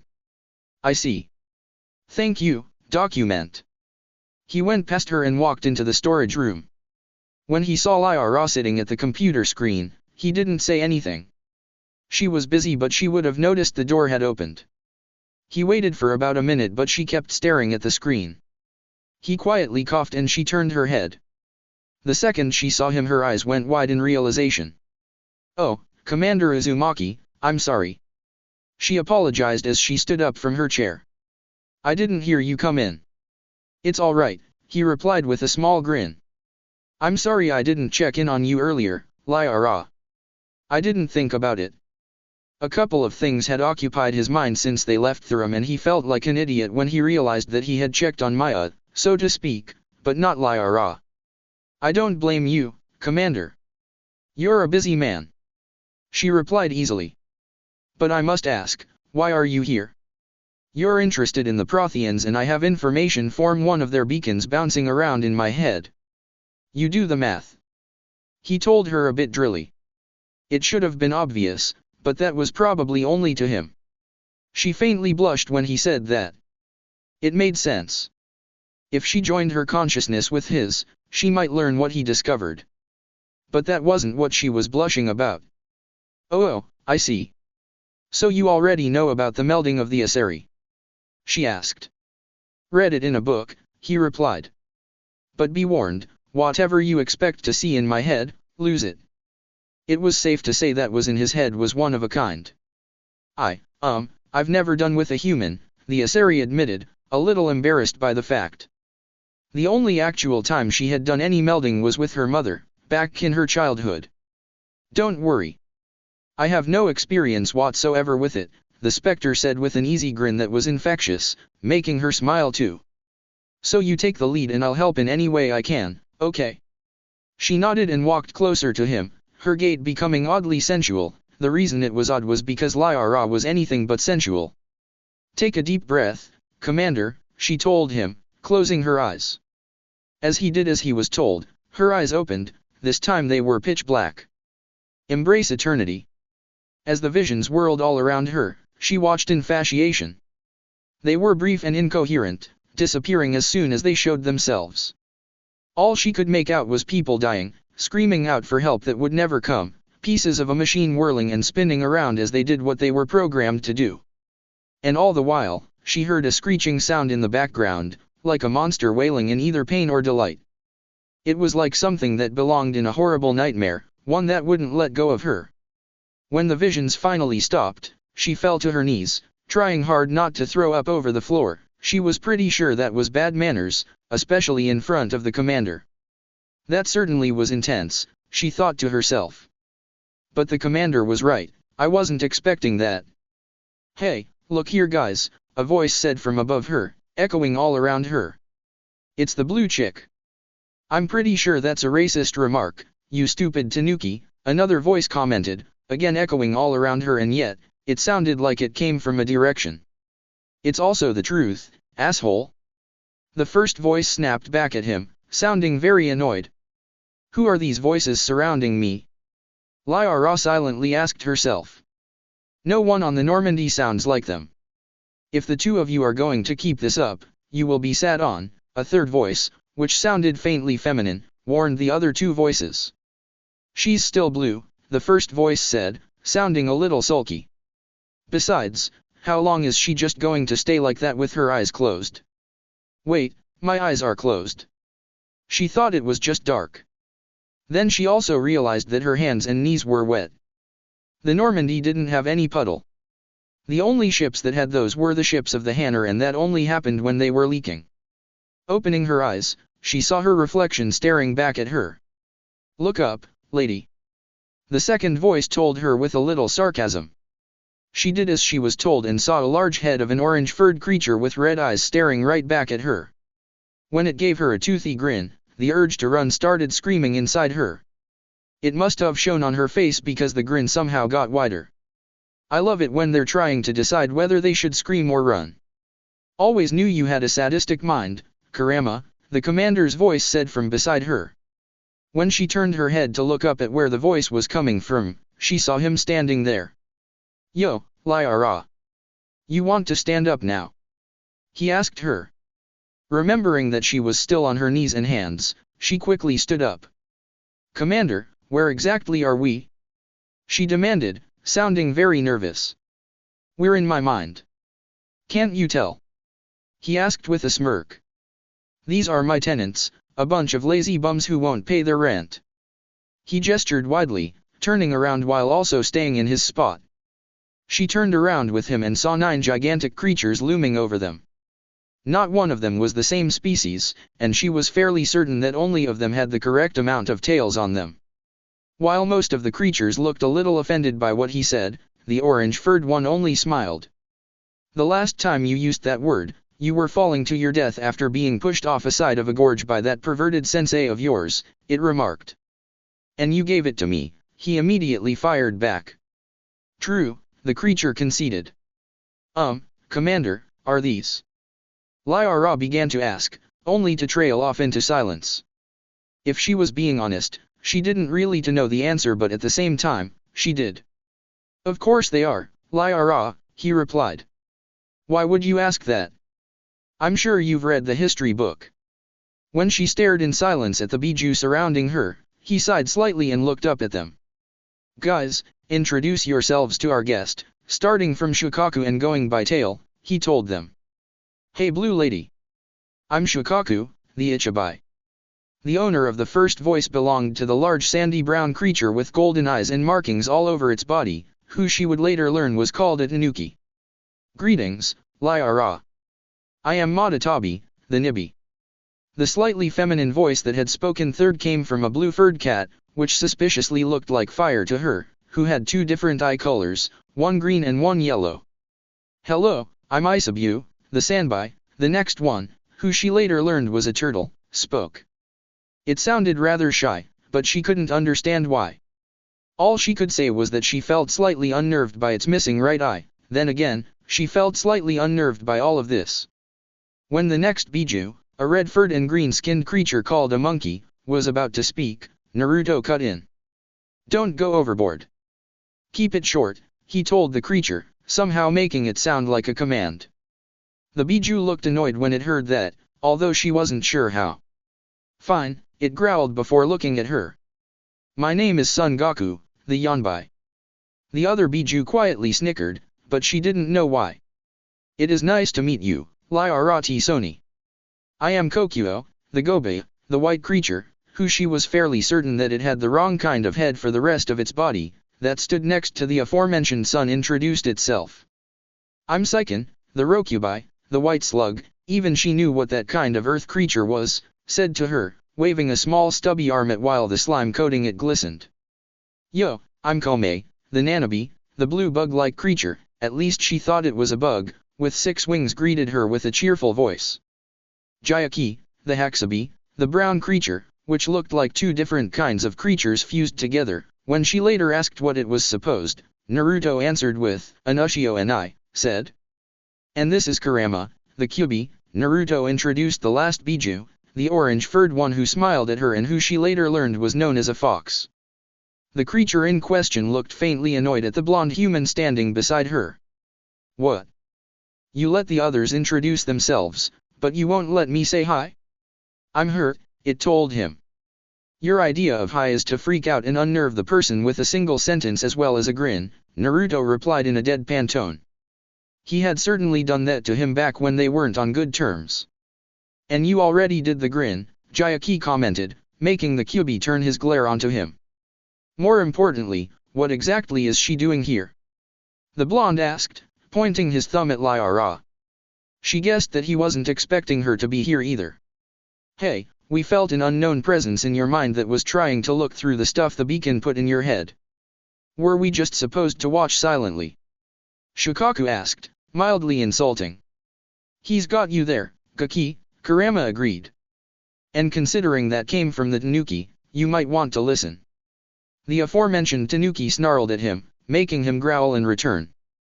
The other 7 bijou looked at the 2 with interest gleaming in their eyes. It looked a fight was about to happen. At least, it looked like that until Naruto blew a piercing whistle, making everyone wince at the sound and bringing their attention back onto him. "If you're going to keep that up in front of our guest, I will make the 2 of you short and cute in front of her," he told them, his tone oddly threatening. Even more surprisingly was that the fact that both of them looked horrified at the idea. We'll be good. Kurama hastily promised as both he and Shikaka glanced over at Liara, who was confused by all that. How was she supposed to be threatening? Glad to hear it. He looked over at the Asari standing by him. Did you get anything from the beacon information, Liara? He asked. When she didn't say anything, being too busy staring at his tenants, he snapped his fingers in front of her face. Huh? What? She asked, flinching away from the fingers. Did you get anything from the beacon? He asked her again. Oh, no, I didn't. I'm sorry, she apologized, blushing slightly at the fact that it didn't work out like she had intended. It's okay, he assured her. I don't blame you. He wasn't really sure if anything would have come out of this little venture, so he wasn't betting heavily on it. A few of us will take a look again through the stuff to see if anything else comes out, Matatabi told Liara. The other Biju tried to avoid eye contact with the blue-furred cat, but when she managed to look Jayaki and Sun in the eye, they sighed in resignation and nodded in agreement. Then I guess we're done here. Liara, look at me, he told her. When she did, he reached out and tapped her on the forehead. Suddenly, she was back in the storage room of the Normandy, staring at Naruto. She tried to comprehend what just happened. It certainly wasn't anything like she had done before. Then again, she was fairly certain no one had something like that in their minds. She still couldn't believe it. Did that really happen? She asked him, having a hard time believing she had just discovered one of the myths surrounding Naruto Uzumaki were true. Yeah, it did. I'd appreciated it if you didn't tell anybody about it, he answered. Why? She would have. It was an obvious thing. Don't all the humans know about them? Some of them don't believe what's said about me and the rest think I'm the Jinchuriki of the Jubi. It would probably be a big disappointment to them to find out I just have the 9, he explained. So, it's probably for the best if they don't get disappointed. I won't tell them, she promised, but then looked away. Besides, I don't think they would believe me even if I did tell them. He looked at her, but she didn't return the look. After a couple moments of silence, she spoke again. The crew may not have shown it around you, sir, but they're very weary of me. Why would they be acting like that? He demanded. Try thinking about it, Gaki, Kurama told him with a drop of sarcasm. It's quite obvious if you do. I'm serious here, Fox, he silently replied. He would have thought the crew of the Normandy would have gotten used to Liara by now. So was I, the Kyubi thought to himself. Liara explained, they still think that because I'm Benezia's daughter, I'm somehow working with Saran. It was obvious by the way they looked at her and how the conversation dried up whenever she came into the room. I think the only ones who don't think that is Maya and you. With good reason, you're not Benezia and you're not working with Saran. You've already told us that, he replied. He felt annoyed the others were still holding that against her. Liara, there's something you can do about it. What? She sounded hopeful as those words were processed in her brain. Ignore them and keep proving them wrong. It was a short answer, he knew that. It was also a good one. But it was obvious that she didn't understand just by the look on her face. I'm sorry. She asked, confusion filling her voice. Don't listen to them, even if they don't say anything when you're near. If you keep proving them wrong, eventually they will stop. But how would I do that? She didn't have too much offer, only her knowledge on the Protheans and her biotics, and that wasn't much either, not compared to Kaiden or Rex. He didn't see that as a problem. Just keep doing what you do. Remember how you saved both Ashley and Maya by shooting that slaver on the last mission. She had shot the slaver through the chest as soon as she noticed him taking aim at the two humans. She also did it on reflex, with no thinking. Anyone would have done that, she protested. She had just reacted, that was all. It was nothing worth mentioning. But you did it first. You also helped Gurus with by making those two slavers float in the air. The Turian was able to pick them off with his sniper rifle once they were like that, struggling fruitlessly. If you keep that up, everyone will accept you sooner than later. Are you sure about that? He nodded. Trust me, I know from experience. She didn't say anything to that. She was still reading the history books, but she had read enough to know about his childhood. What she had read shocked then disgusted her. Any matron or matriarch worth their biotics would have adopted him in a heartbeat, giving him home and family. "Hey, Commander, I've got an urgent message from Alliance Command," Joker announced from the intercom. "Thanks, Joker. I'll take it at the map." When the intercom went dead, he looked once more again Lyra. "I know you're on our side," he told her with a smile. "Make sure that the others see the same." "I will, Commander," she promised him. But when it looked like he was about to leave, she stopped him. Sir, can I ask you something?" "You just did." His tone was mirthful, but there was something else to it as well, like he was silently telling her to go on. She was puzzled but kept going. "Why did you threaten to make those two bijou short and cute?" That doesn't sound like much of a threat. It didn't sound like any threat she had heard. Then again, she hadn't really heard a lot of threats. His face grew solemn and serious, like he was about to tell her something that she probably wouldn't like. "There are only a few things that truly terrify a bijou. One of them, a truly devastating weapon, is a love for all things cute." She waited for the joking smile to come out. It didn't. "You can't be serious," she objected. That sounded completely ridiculous. "I am completely serious. I discovered it by accident and I've kept it handy ever since." Who knew accidentally letting Ino Yamanaka into his mind while he was in the midst of an argument with Kurama would reveal it. Still funny as hell, though. And trust me when I tell you that you're definitely a cute lover. What is that supposed to mean? What would you have done if I had made Shukaku and Kurama short and cute? He asked back and continued before she could answer. You would probably emit a high-pitched squeal, put them both into a suffocating hug, and gush about how cute they are. When he saw how she blushed and looked away, he knew he was right. Will you tell anyone about it?" she asked, embarrassed by the fact that she would do something like that if she saw something cute. It happened a few times before. Her mother always liked to remind her about her first year at the university. "Why would I? It's not my place to tell anyone that you like cute things. Now if you'll excuse me, I have to take an urgent message." He turned around and started for the door. "Goodbye, Lyra," he told her. "Goodbye, Commander," she replied. As he made his way up to the galaxy map in the back of the command deck, his 9 tenants were inwardly sweating bullets. "Hey, Gaki, were you really going to make us short and cute?" Kurama asked his host. While the fox and the other bijou had been subjected to a few mental imageries of cute lovers since they woke up, and a few for the Kyuubi alone before Naruto was sealed away, it was completely different when an actual user appeared. The mere memory of that Yamanaka woman appearing in the Gaki's mind haunted him.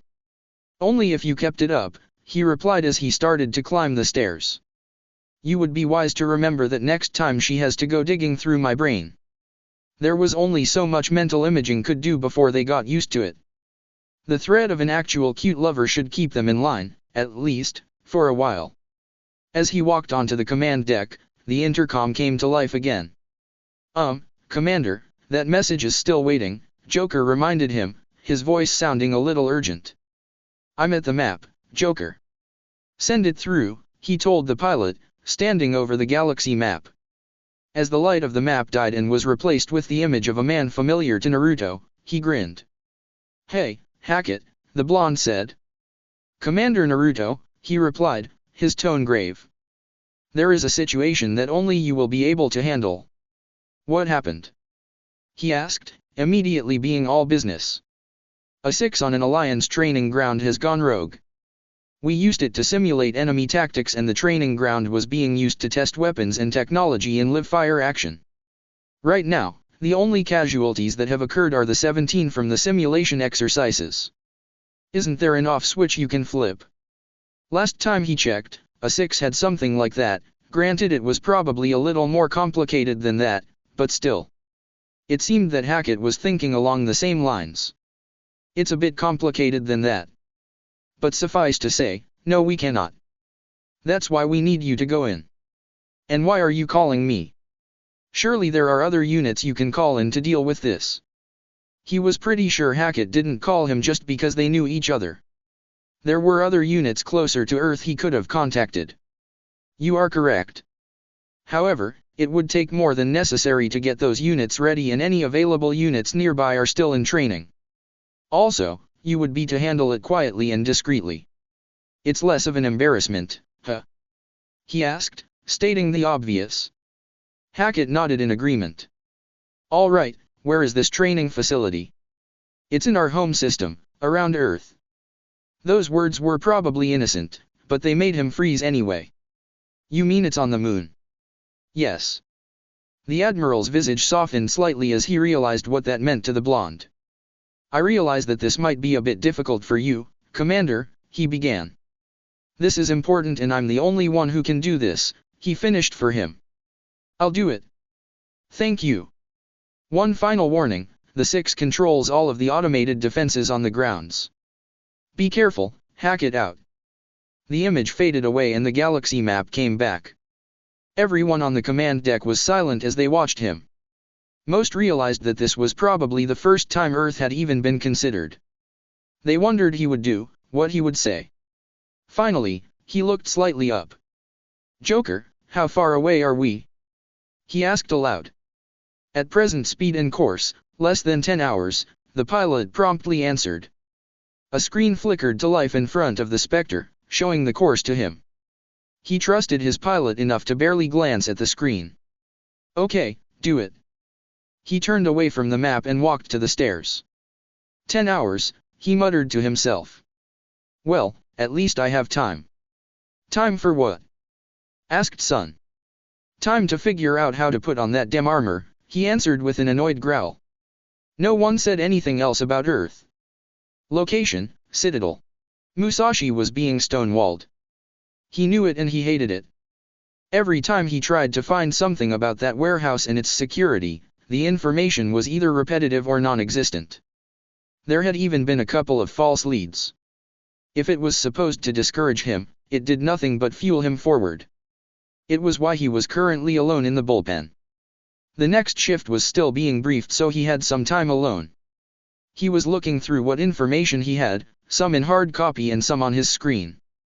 But he was actually waiting on a call. Things must have gotten this infuriating if he had gone this far. While he had never made an oath about making this call, he certainly never thought he would make it. His Omni tool glowed, alerting him to a call. Hello. He answered. There was no video with the call. He wasn't surprised. What did surprise him was who called him. So, who are you that you tried to call my best man? A Kulasari's voice asked. There was a warning tone to the question, one that recommended he choose the next answer carefully. He sat up a little straighter in his chair. This was unexpected. Good evening, Your Grace, he said. You trying to be funny? No. I just thought it was appropriate because of your title. She didn't sound like she believed it. Why are you calling him? To ask you for information, actually. There was a pause. When she spoke again, it was with equal parts amusement and irritation. You were going to call him just so he could ask me a question? Ballsy of you.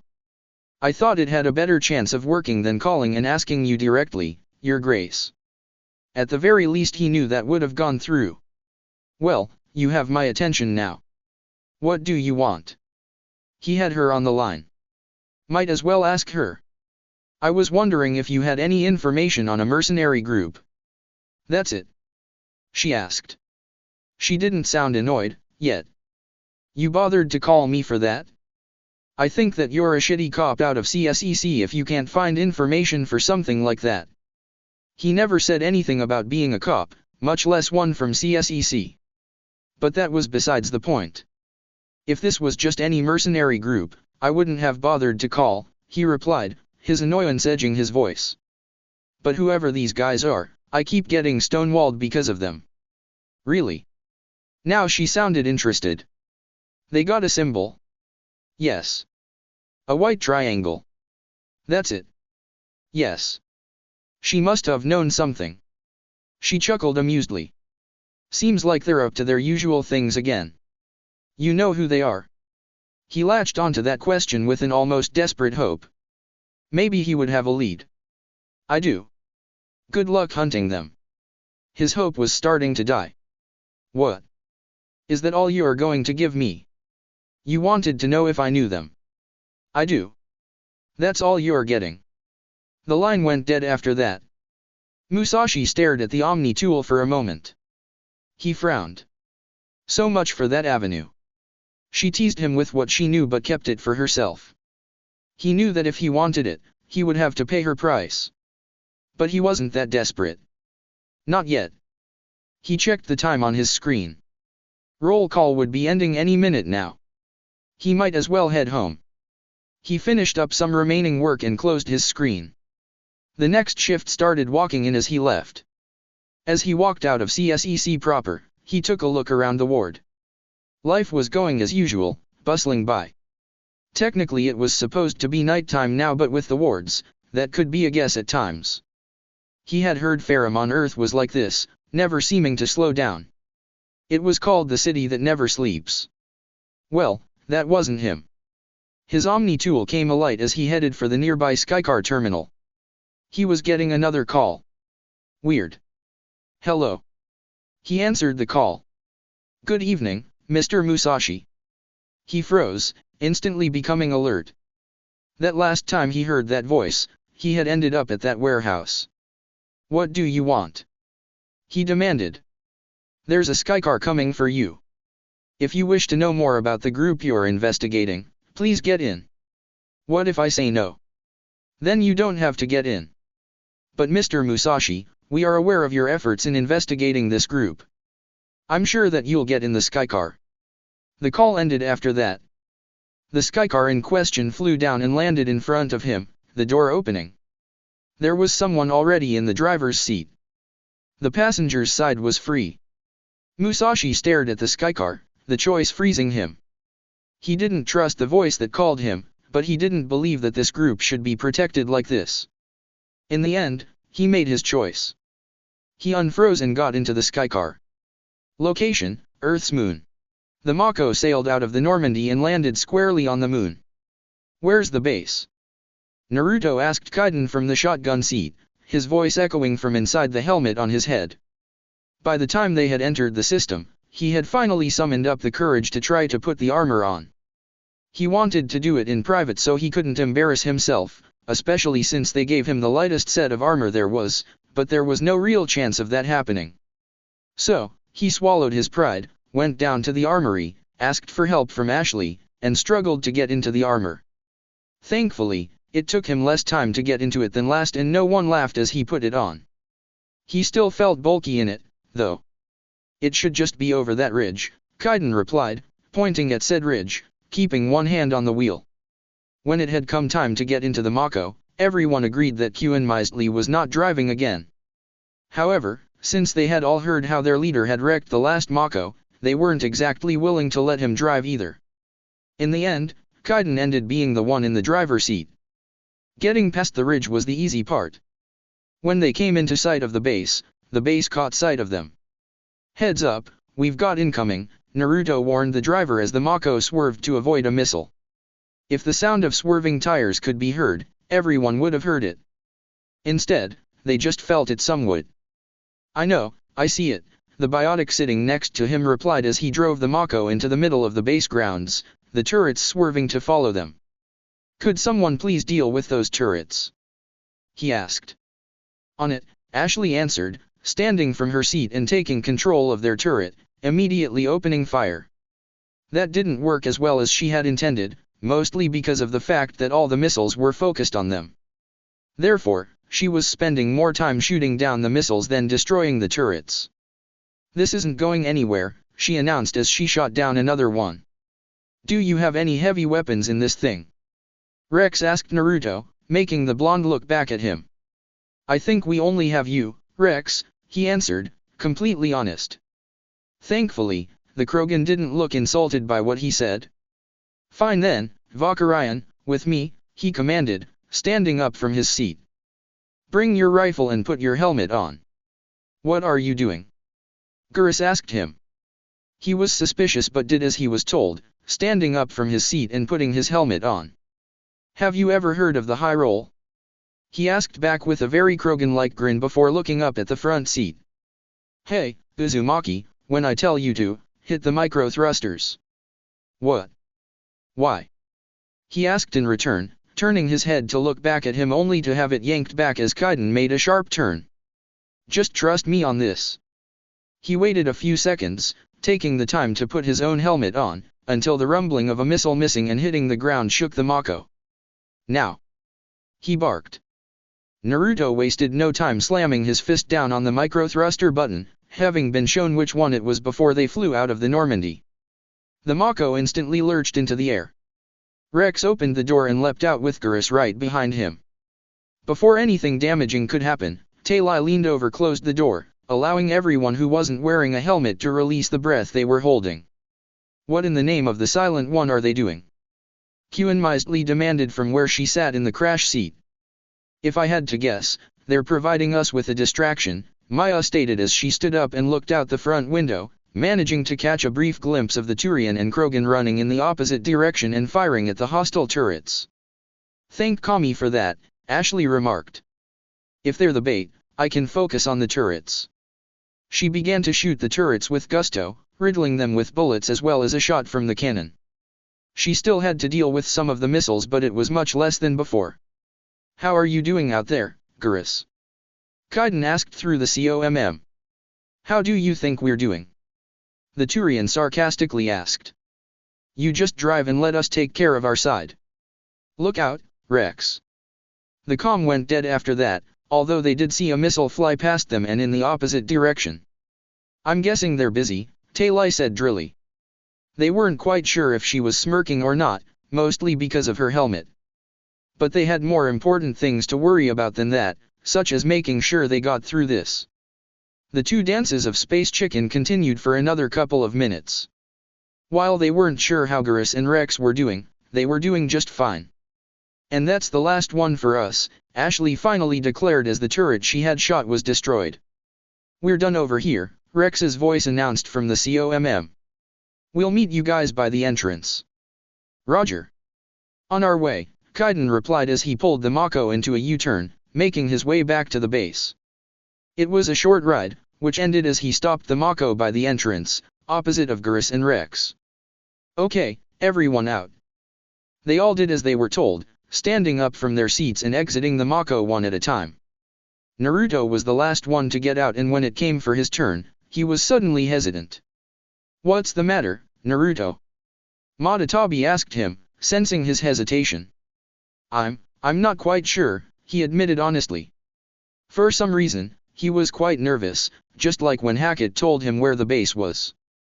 He didn't know why, but he was. Commander, are you coming out? Ashley called from outside the Mako. Yeah, sorry, he called back in response. I'm coming out right now. He took a deep breath and jumped down out of the Mako. He almost stumbled when the gravity of the moon took hold of him, surprised by how much less it was.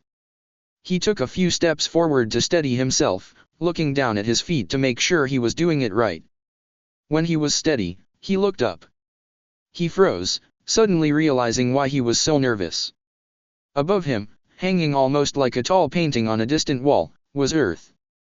He had never seen it from space before, and he never thought he would. And yet, the planet looked perfect to him at that point. It was at that point he had realized that since he had awoken up, he hadn't gone back. It had never crossed his mind until now. He had been focused on trying to find Saran. It both shamed and embarrassed him that he hadn't thought about it until now. Odds are, if his friends had still been around, they would have berated him for that. Probably a few of them would have ordered him to come by as soon as he could, if not right away. Commander! Spoke Lyra, snapping him out of his silence. Is everything okay? She had never seen the blonde so quiet. It made him seem older than he was. Everything's fine, Lyra, he assured her. It's just been a long time since I've even seen Earth. Complete and utter understatement, Kurama declared with a snort, although there was a soft undertone to it as well. It had been just as long for him and the other Biju since they last looked at the planet they had come from. Do you want a few minutes, sir? Ashley asked him, concern in her voice. Everyone stood around him in silence, waiting for him to do something. While he did indeed want those minutes, he knew it wasn't the time for it.